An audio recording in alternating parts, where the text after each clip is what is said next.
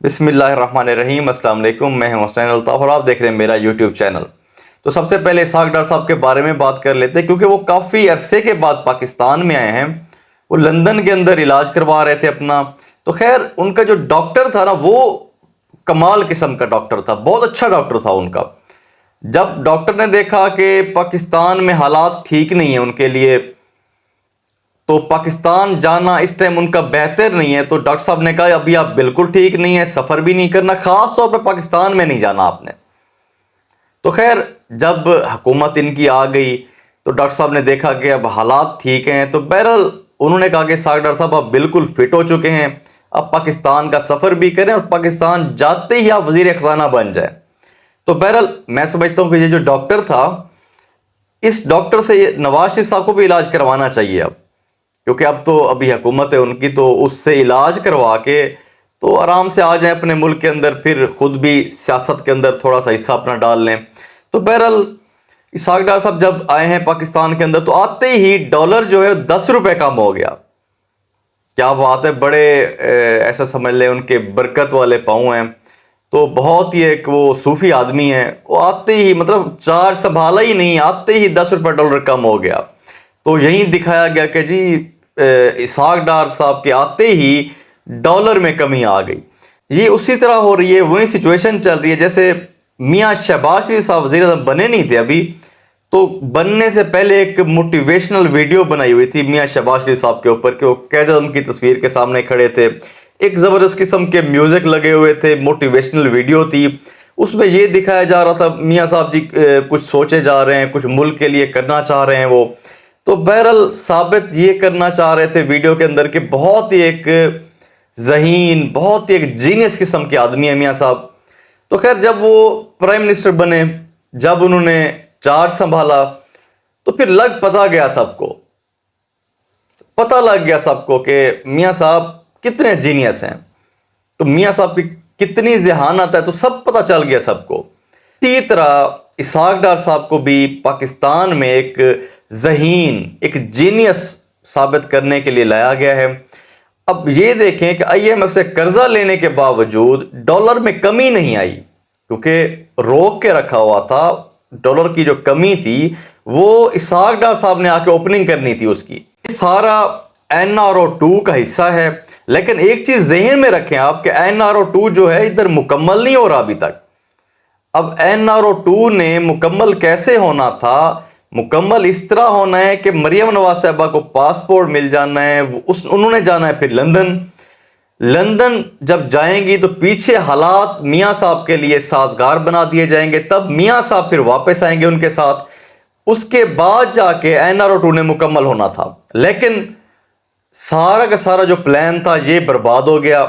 جو audio leaks آ گئی ہیں اب یہ جو ابھی تک آڈیو لیکس موجود ہیں، جو ابھی تک پہنچی ہیں،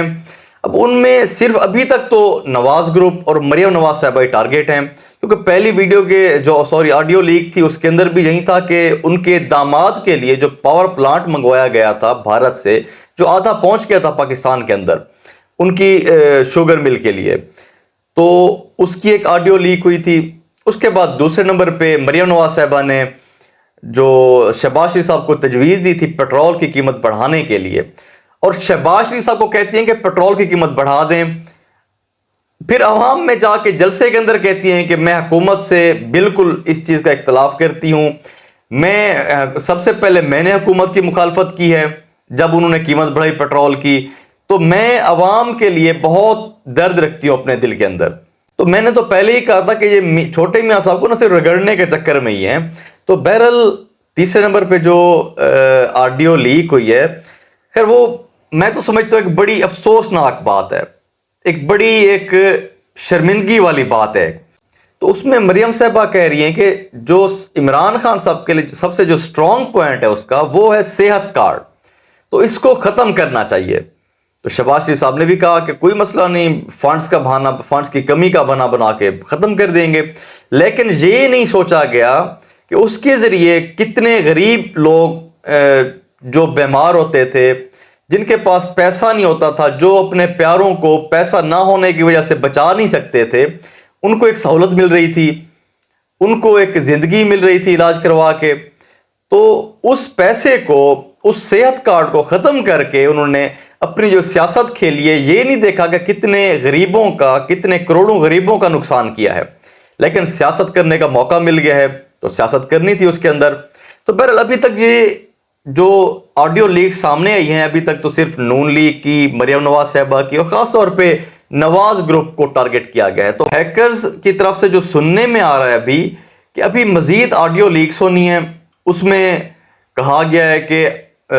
جو آرمی کی قیادت ہے اس کے بارے میں بھی ہو سکتی ہیں، اور جو وزیر اعظم آفس کے اندر جس قسم کی بھی میٹنگز ہوتی رہی ہیں، اس کے اندر چاہے بیوروکریٹس ہوں یا آرمی کے پرسن ہوں، جو بھی ہوں، تو سننے میں آ رہا ہے کہ اس کی، ان سب کی جو آڈیو ہے وہ موجود ہے ان کے پاس۔ تو بہرحال یہ ایک خطرناک بات ہے۔ اگر سیاسی لوگوں کی یا سیاستدانوں کی یا سیاسی پارٹیوں کی حد تک ہو تو اس کا تو کوئی ملک کو اتنا بڑا ایشو نہیں ہو سکتا، لیکن اگر خدا نہ خواستہ کوئی ایسی آڈیو لیکس ہوتی ہیں جس میں ملک کو نقصان ہوتا ہے، تو وہ ہم سب کے لیے ایک بہت میں سمجھتا ہوں کہ خطرناک بات ہے۔ تو ہم یہی دعا کرتے ہیں کہ صرف سیاست کی حد تک ہو تو چلو وہ اس میں کوئی اتنی بڑی بات نہیں ہے، ہم یہی دعا کریں گے کہ ایسی کوئی آڈیوز، ایسی کوئی انفارمیشن، ایسی کوئی آڈیو لیکس نہ ہوں جس سے ہمارے ملک کو کچھ نقصان ہو۔ اچھا، باقی ایک رانا صاحب کی طرف سے، رانا ثناءاللہ صاحب کی طرف سے بھی ایک بیان ہے آڈیو لیکس کے اوپر۔ انہوں نے کہا ہے کہ یہ آڈیو لیکس کچھ بھی نہیں ہے، محض چائے کی پیالی کے اندر طوفان ہے۔ مطلب یہ ان کے لیے آڈیو لیکس کچھ بھی نہیں ہے۔ ہمارے ملک کے تقریباً جو بھی ادارے ہیں، جو پرائم منسٹر آفس کے اندر جو میٹنگز ہیں، ہر چیز آڈیو لیکس کے اندر سننے میں آ رہا ہے کہ موجود ہیں، لیکن ان کے لیے کوئی ایشو بھی نہیں ہے۔ اب سارے سیکیورٹی ادارے ان کے انڈر آتے ہیں، اور ان کا بیان دیکھیں تو سمجھ ہی نہیں آتی کہ پتہ نہیں کیا سوچ کیا ہے ان کی، کس قسم کی سوچ ہے۔ اب اتنے بڑے ایشو بھی ان کے لیے کوئی معنی نہیں رکھتے، کچھ بھی نہیں ہے ان کے لیے۔ تو باقی فی الحال کے لیے اللہ حافظ، انشاءاللہ پھر اگلی ویڈیو میں ملاقات ہوگی۔